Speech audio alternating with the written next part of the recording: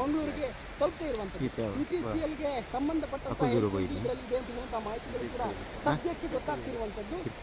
Vietnam flag ಅನ್ನು ಹೊಂದಿರುವಂತಹ ಮಾಹಿತಿಗಳು ಕೂಡ ಸಿಗ್ತಾ ಇದೆ. ಯಾಕಂತ ಹೇಳಿದ್ರೆ ಈಗ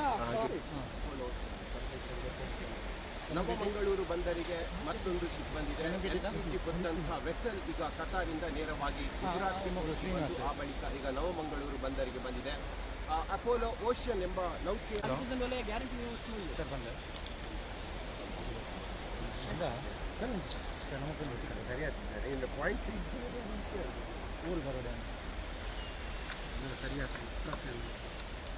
ಆಫೀಸ್ ಹೋಗ್ಕೊಂಡು ಕೋಡ್ ಹಾಕುತ್ತೆ ಒಂದು ದಿಕ್ಕಿ ಬಡ 6,025 ಟನ್ LPG ಗ್ಯಾಸ್ ಅನ್ನು ತಂದು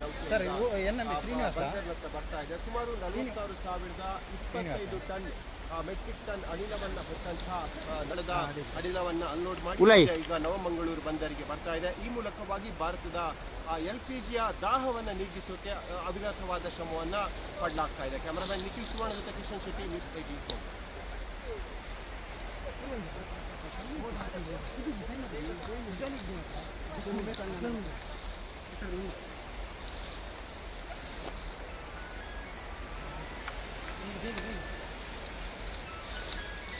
ಮಿಕ್ಸ್ ಬಲಿಯಾ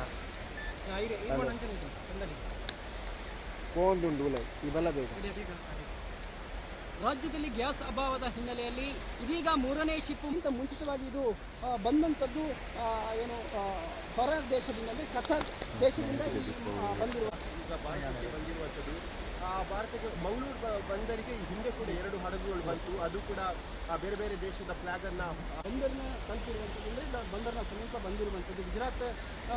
ಗುಜರಾತ್ನಿಂದ ನೇರವಾಗಿ ಮಂಗಳೂರಿನ ಬಂದರಿಗೆ ಈಗ ತಲುಪಿರುವಂಥದ್ದು. ಅಂದರೆ ವಿಯೆಟ್ನಾಂ ಫ್ಲಾಗ್ ಹೊಂದಿರುವಂತಹ ಶಿಪ್ ಇದಾಗಿದೆ ಅಂತ ಹೇಳುವಂತಹ ಮಾಹಿತಿಗಳು ಕೂಡ ಗೊತ್ತಾಗ್ತಿದೆ.